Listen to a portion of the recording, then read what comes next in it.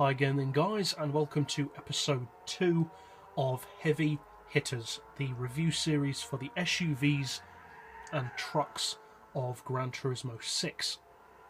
Now typically the SUVs that are on the game are quite large, they're very heavy, generally quite cumbersome around corners, and they can't really compete with other types of vehicles such as sports cars and especially supercars once you get up into the higher PP levels.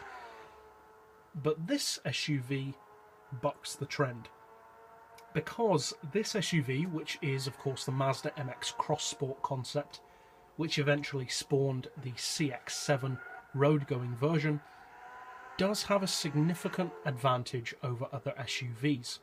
It actually has two main advantages. It's compact and it's lightweight. And when I say lightweight, it really is. It's around half a tonne heavier than many of the other large trucks. It weighs in at just 1,286 kilos. So for an SUV, it is very, very lightweight. However, it does have its downsides like any vehicle, and the main downside in this vehicle's case is power and torque. Now the power and torque is not bad, but they are at a significant disadvantage compared to the other SUVs. Fully tuned, this SUV puts out 465 brake horsepower and 434 pound-feet of torque. So as I said, it's not a bad output, but it is significantly less than many of the other SUVs. PP wise, fully tuned, it sits at 529, which is actually perfect, I think, for this car, because at that PP level it is very competitive, and especially if you down tune it to say 525 or even 500, it really is a competitive SUV, because in those kind of PP territories power doesn't matter so much. It's more about your handling and overall track potential at those kind of speeds, and that is where this SUV excels. It's more compact and significantly lighter than many of the other SUVs, and because of that it's much more nimble, it's much easier to throw around corners, you can maintain higher cornering speeds and at less fatigue to the driver. So overall it's an excellent driver's car, very easy to drive fast, and naturally lends itself towards more twisty technical track types, and potentially rallying as well if you choose to do so. Now it's a 60,000 credit car, so it is reasonably expensive, more expensive than some of the other trucks, but also cheaper than some. So price wise it's okay, because at the end of the day it is a concept car, so 60 grand for a concept car is pretty good.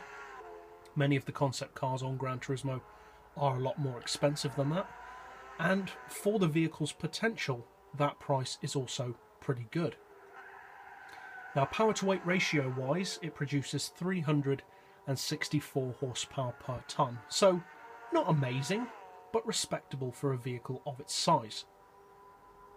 And incidentally, the engine, which unfortunately I cannot tell you the size or type because they don't tell you on the game, the engine though is naturally aspirated, so you've got no turbo or supercharger to wait for. It's just the natural aspiration and breathing in effect of the engine, so you don't have to wait for your ram air to kick in.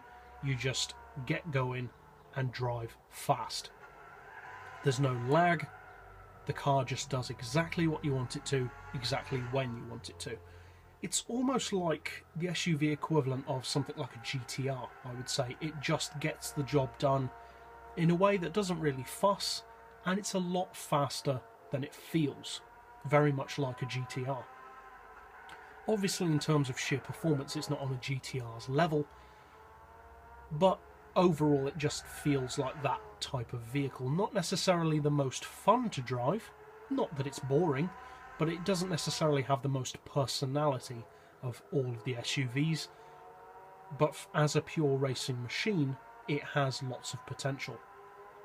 As far as when I would and wouldn't recommend using this car, well, I'd recommend using it more on technical tracks, tracks which require more of your SUV's handling prowess rather than straight line performance, because in a straight line this truck's, or this SUV's, power and